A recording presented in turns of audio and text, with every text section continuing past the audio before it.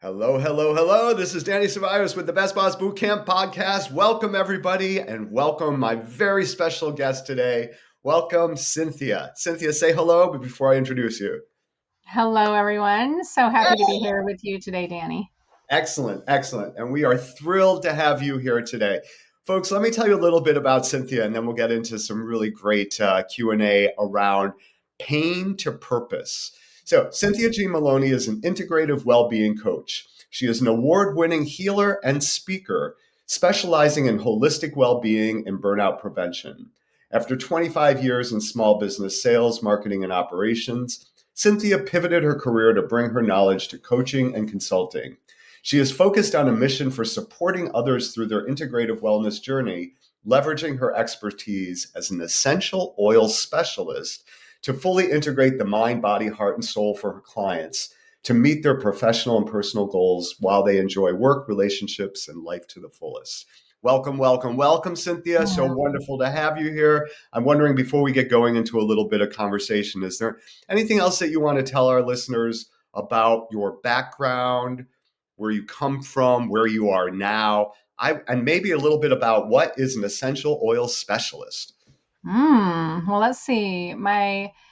You already heard my business background, and I really love bringing to life these various different natural modalities so people know that they have options for how to tap into things that maybe they didn't know were available to them, because we often turn to a lot of Western type things, but there's all these wonderful things that come from the earth, ways that we can tap into our bodies. We can listen to our bodies. Our bodies have a whole lot of wisdom for us to glean as far as how we can navigate life that are probably the best option available.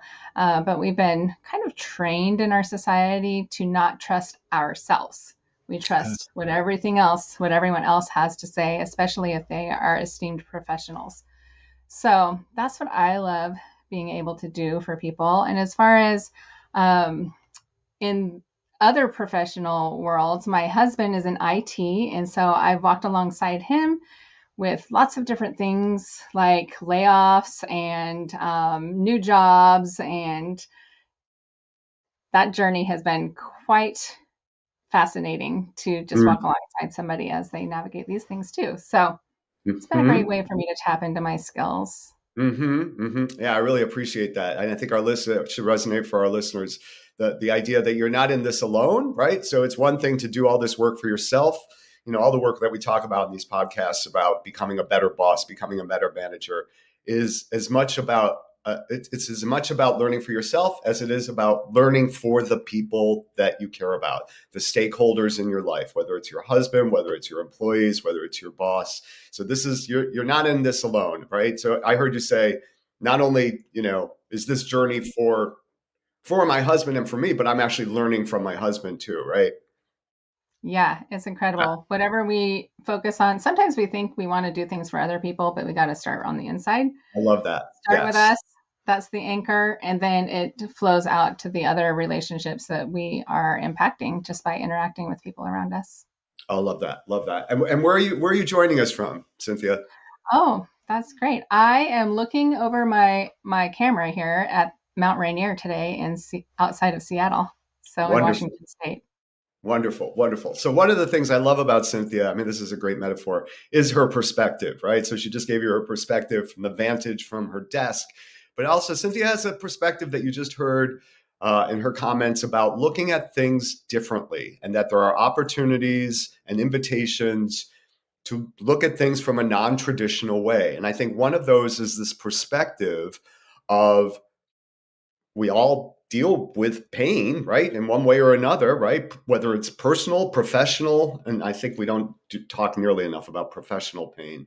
But how, Cynthia, I mean, this is the reason I invited you to be on this podcast, is because you spoke at one point about the power of moving from pain to purpose. Can you flesh that out a little bit? What is that you're talking about, and how do you use it? How do you use it with your clients? That kind of thing. Pain to purpose. Well, first of all, I want to just highlight that I didn't always have this perspective that there was a journey from pain to purpose. And I actually have 5 different steps. But before I go there, um, I was always known as the joy giver growing Mm, up, as mm, the glasses always half full, the Pollyanna, the looking at everything through rose colored glasses. And it wasn't until probably the past 10 years or so that I started unpacking how many different really painful experiences mm, that I had gone through and the gifts and opportunities that each of those gave to me. So I think I started coaching. That's right. I hired a coach, and we started really kind of digging deep into why it is that I move through life the way that I do. And it all came from these gifts and opportunities that were birthed from painful experiences. So prior to that, I just kind of brushed them away. I didn't really look at them. And through that experience, I realized that I could look at them and I could learn from them. And we all have pain in our lives that comes up. It's usually an unexpected experience that arises, right? We don't plan on pain usually. So right. just recognizing what the pain is, naming the emotions that are felt and the impact that it has on you or others. Like that's the first step is just awareness. We've probably heard this phrase, awareness is key, Mm, right? With any kind of mhm. healing process. So Okay. that's where it all starts. And Can you tell us what were some of the? So I would love to hear your 5 steps because I think if we can, if our listeners can walk away from this with a tangible way of framing their pain so that it's opportunity. Wow, right? That's a pretty big flip in how we think about pain. But before we do that, I'm wondering, would you be comfortable telling us about any of the experiences that you've had that you've gleaned a gift and opportunity from? oh, sure. Well, the first one that comes to mind is my parents. They divorced and remarried by the time that I was about 3 years old.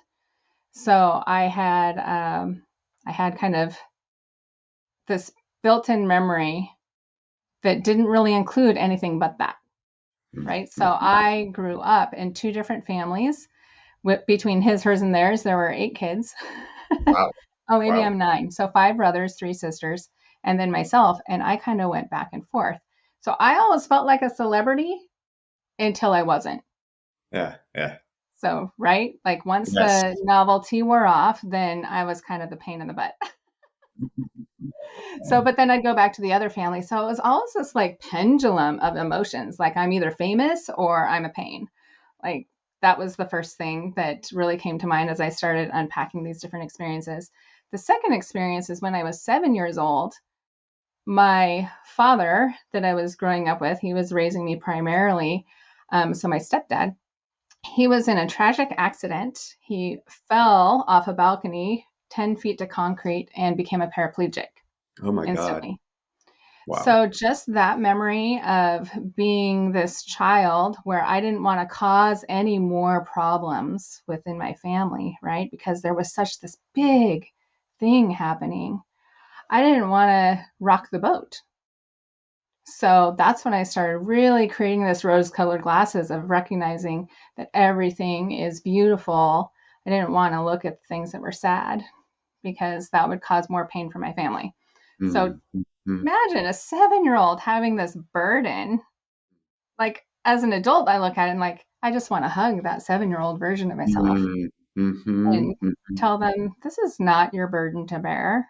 Mhm, mhm. So, So but that was, you unpacked that. You did the work to unpack it, and mhm. and so please tell me that there was more to the benefit than just unpacking it. That you actually there was Yes. something you learned from these experiences. For sure, for sure. That's kind of where I developed this 5 step. I call it the 5 Ps that go from pain to purpose. So the Okay. first one is pain. We already talked about that. The second one is presence. So, and that is just this space that you allow yourself to be present with the pain Mm, for a moment, to mhm, cultivate empathy for yourself and compassion for others as well. Because what I know is that 80% of our time is worrying about the past or the future. And mhm, what we want to expand is that 20% of being present, because that's really where the magic of life happens, is when you're truly present. right? You're connecting with others. You're developing these skills of compassion and empathy and listening skills. So the next thing is patience. And Mm-hmm. that's just cultivating patience, this idea that you slow down to speed up, Mm-hmm. Mm-hmm. right? Like how Mm-hmm. often are we just patient with ourselves and whatever it is that bubbles up? It's not usually very often. Like we want to speed from one thing to the next. So true healing does happen in the pause. I like this quote. I don't know where it came from, but when you hit the pause button on a machine, it completely stops. But when you Mm-hmm. hit a pause button on a human, that's when they recharge and they come alive. Mm-hmm. Is that the fourth P? Is that pause? No, that's part of patience. Okay. Okay. The fourth P is process. So allowing yourself a place to process what it is that you've experienced. Maybe that's journaling. Maybe that's sharing your story. Maybe it's deeply listening to someone else's story. Maybe it's connecting with others who have similar experiences, a group, or just finding someone else who has something similar in the way, just so you can start to explore the gifts or opportunities that have been coming alive, that have been birthing because of the Mm-hmm. painful experience. Mm-hmm. Mm-hmm. Yeah. And then the last one is purpose. So that whole pain to purpose. And with that, the step really encompasses imagining or identifying what new thing is coming to life because of this pain to purpose journey. Love that. So Yep. what's being reborn? What's being birthed? Maybe not reborn, but what knowledge or inspiration is ready to take flight now that you've had this new experience? Mm-hmm. Mm-hmm. So just Mm-hmm. defining what that purpose of the pain might be for your future, new knowledge, new information, new appreciation. So Mm-hmm. that's Mm-hmm. the five P's from pain to I love it. purpose. Yeah. So it's pain, presence was the second one. Yes. Presence, patient, pain, presence, patience, process, purpose, in that Yes. order, right? In that So, order. so I love that. I'm sure my listeners love that too, right? And I'm wondering, what are your thoughts about, so the challenge in this is my folks tend to the folks who are listening to this are core managers. So these are folks that are caught between a rock and a hard place. There's so much going on, over and over, bombarded with things that are expected of them. Maybe I'm answering my question. How do we slow down in order to go through these five steps? Mm. Like, I mean, how does one do that? Maybe one doesn't do it behind their desk 9 to 5. Maybe one does that in another context. What are your thoughts about when, where, and how to engage the five steps? You know, Danny, I think it could be done anywhere. And I'm thinking of a Microsoft study that did some brain scans about pausing throughout the day, like what your brain looks like when there's no pause at all.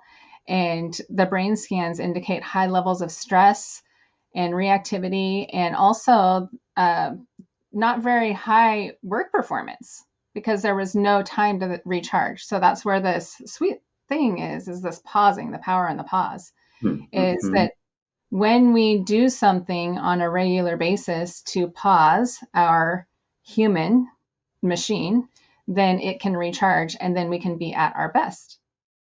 So, doing that takes intention, right? Because we are not in our society, Right. we are not pausing.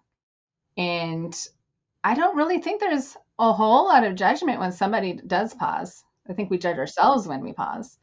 But I Mm-hmm. actually don't think that other people are looking at every part of our day and wondering, oh, well, they paused for 2 minutes and judging us. I don't think that's happening. But we can choose to do that for ourselves every couple hours. And I think you're familiar with the positive intelligence framework, right, Yes, Danny? yes, yes, yes, as you Yes. are. Yes. So that is really about building new neural pathways. So that way you are creating this more positive mindset, and it's a framework that allows you and trains you how to pause throughout the day. So that way you're going to be at your best. Mm-hmm. That's what we Mm-hmm. all want, whether Mm-hmm. we're middle managers, where we're big bosses, where we like where we're connecting with our family, people that are important to us in any capacity. We want to be at our best.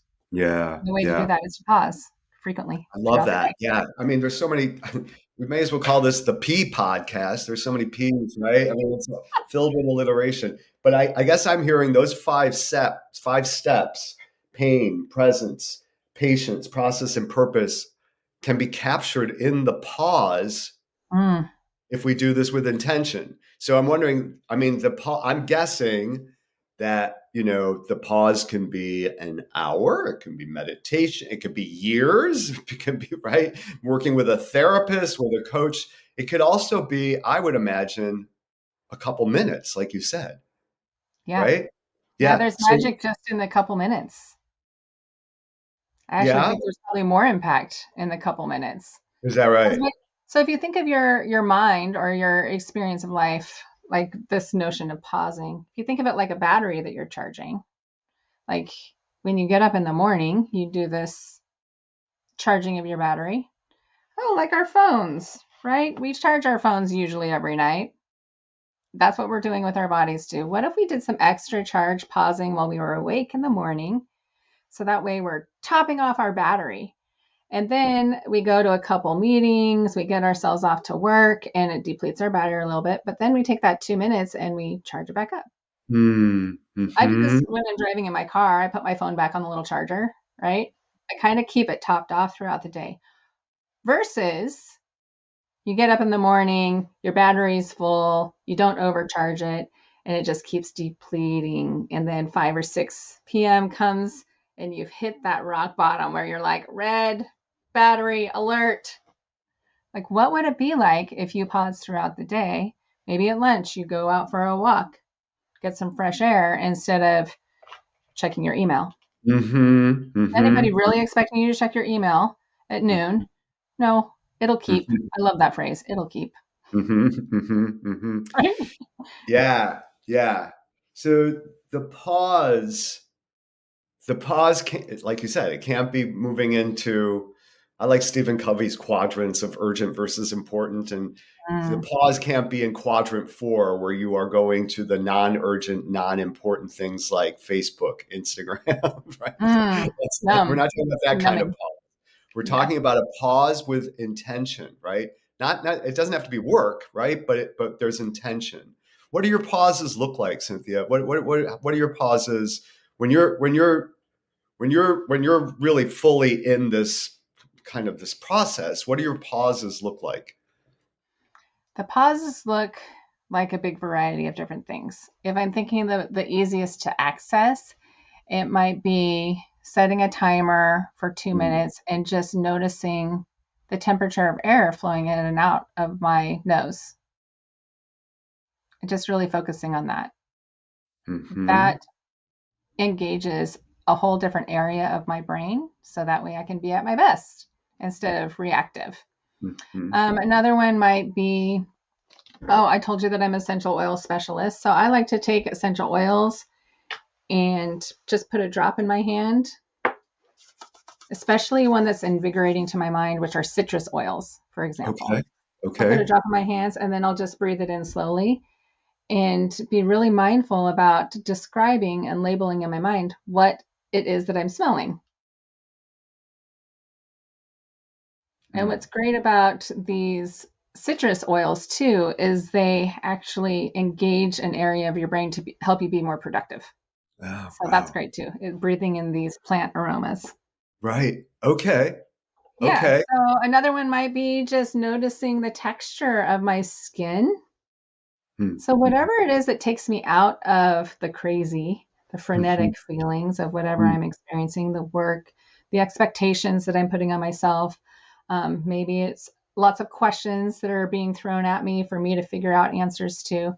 So pausing from that and taking a moment for myself so then I can move forward with clear, laser focused action. That's awesome. That's awesome. That's great. And Cynthia, so and I love ending these podcasts with practical, tangible, concrete things that folks can do as soon as they as soon as they hang up on the podcast. I'm wondering what your thoughts are about that, but I actually have one that I want to ask you about specifically, and that is the essential oils, right? So I know you, as an integrative wellness coach, you use essential oils, and you're a specialist in all of the variety of ways that they can be used and all that. So, but for those, and so of course, I want to encourage listeners to connect with Cynthia to find out some more about that, and she'll tell you how to do that in a moment. But in the meantime, what can folks go out and look for right now in terms of essential oils that would be helpful to have on their desk when at 10:30 in the morning their timer goes off to take a 2-minute break, even while people are pounding on their door and everything? What would be the recommended oils that you would recommend? Yes. Okay, that is a great one. So I would start out with lemon. Okay, awesome. Everybody loves a fresh lemon, right? Or Mm-hmm. orange. Like you ever Mm-hmm. peel an orange and like it sprays out Stop this it. just Stop it. incredible I can aroma, feel it. I can taste right? it. I know you Talking can almost about taste it. it. Yeah, so lemon's wonderful. It's also great for digestion too. So if you've got a little upset stomach, you could rub it on your belly. Oh, no way. I Really? know, Okay. right? And then the next one, I just use this one, is spearmint. Okay. Peppermint is also really great. These are very invigorating to your mind. Okay. It's also great for airways too. So if you're feeling a little stuffy, makes sense why it's invigorating to your mind because it opens up your airways so you can get more oxygen. Okay. So a Terrific. mint, peppermint, um, let's see. Yeah, mints and citrus. Those are totally Okay. where I would start. And you probably know that peppermint's soothing to your digestive system too. So Yes. No. maybe. Well, good to be reminded. So Yeah, when it's not right in front of us, with a lot of us don't, we just right? don't intersect with that often enough. So Yeah. And if it's an essential oil that has a supplement fact label, you can, I do this before calls. I will place a little bit on my thumb and just put it on the roof of my mouth. no way. Yeah, and then I got fresh breath too. So if I meet with anybody in person and I had an onion sandwich, not inhibiting. That's a whole nother podcast while you're eating onions. But that's all Yeah. right. So talk about pain. So you just so you, interesting. So you put the mint oil, I assume, on the roof of your mouth. Okay. And actually, Cynthia, let's get even more practical. What do you have, brands or companies or whatever that you would recommend for when people are Yes. looking for essential oils? I imagine there's some Yes. crap out there, and there's some really good stuff Right. too. It's an unregulated industry. So that's kind of unfortunate because the term essential oil, you can find that at the Dollar Tree. Yeah, right. Exactly. It's Exactly. not actually an essential oil. So I've done a lot of research on various different essential oils, and I love the doTERRA brand because they support farmers that are in all different regions throughout the world. They partner with them. So these are people that have been around a Incredible. long time doing their craft, Yeah. and they are actually true essential oils. So that's why you can consume them because they're not a perfume. Okay. Oh, okay. Got it. Got it. And it's doTERRA. A lot of people are just listening, so they didn't see you hold the Oh, bottle. okay. So D-O. it's DOTERRA. Perfect. Yes. Awesome. And if you want to message me through my website too, I can help figure out which ones are going to be best for you if you're thinking about using them for medicinal purposes too. That's great. That's great. It's so we want to add to our tool belt, right? Our arsenal, our tool belt to be the kind of managers and leaders. So I think essential oils and the framework that you just presented around pausing and moving from pain to purpose, both really practical tools. Cynthia, what's the best way that folks can reach you if they want to hear some more about you, your work, essential oils, pain to purpose? What's the best way of reaching you? Yeah, you can reach me on LinkedIn. I'm Cynthia Gene, Gene Maloney. And I also have a website too that you can connect with me on, maybe learn a little bit more about integrative well-being and the various different facets that are available. And that's cynthiagene.com. Wonderful. So there's two quick and easy ways. And do you offer something like a discovery call, a coaching, sample coaching, something like that, so that folks, if they want to, okay, great, yeah, Absolutely, yes. So I've got two different types of discovery calls. One, if you're looking for like natural health modalities, and then others, if you're looking for more speaker, workshops, those types of experiences, coaching. Fabulous. Fabulous. Cynthia, this has been a real pleasure. You've given us some really great insights, tangible, for those of you that are watching this video and able to see, I'm sure you can feel Cynthia's energy. It's nothing but compassionate, kind, and brilliant. So thank you, Cynthia. And is there anything else that you want to share with listeners and viewers before I let you go? Let's see. As far as like tangible tools, I did have a couple other things. Yeah, that's right. One is this book, I Positive love that book. Intelligence. That's So Positive I love this Intelligence, book folks. too. It's Say so again? great because it helps me understand why most people don't reach their goals. Yes. Right? Like at the core of it, like why do people set goals but never reach them? So that's Right. why I picked up that book in the first place a long time ago. And then I also have these things. These are called changes cards. Okay. And I love these cards because sometimes, especially if I'm feeling introverted, believe that's not true. Do you believe that's true? That that's a thing? So Okay. if I'm kind of in a stuck place where I'm not sure how to connect with somebody, I just bring these cards along because they have great questions. It's kind of like this box of questions, but they're thoughtful questions, not like how's the weather or tell me where you live, like not those types of things, like thoughtful questions. How would your best friend describe your belief system? I love that. That's great. Or when was the last time you felt inspired and why? Like these are actually things that matter, Mm-hmm, right? mm-hmm. What a wonderful way to engage with someone else that you want to have a meaningful conversation with. Yes. So, yes. So, and they're called the what? The what The cards? changes cards. Changes cards. All right. Changes cards. Awesome. Yeah. Yeah. Yeah. And folks, I want to just highlight that for those of you that are supervising individuals and teams, these are the kinds of questions that you can bring to your meetings to kick off your meetings and have connection before content.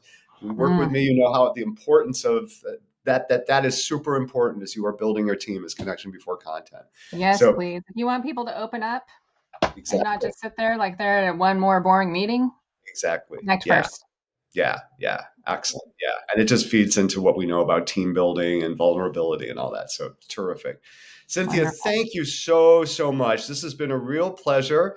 Ah, We're going to make sure to put the connections, how to connect with you on LinkedIn and all the notes. So listeners, make sure you check your email or wherever you got this podcast to see how to best connect with Cynthia.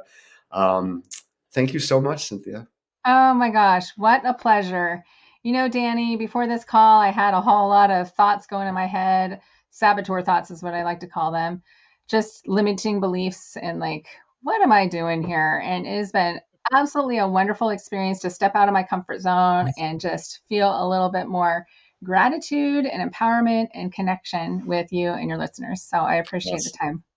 Well, the feeling's mutual. Thank you so much. And dear listener, make sure to tune in next time for our next Best Boss Bootcamp podcast.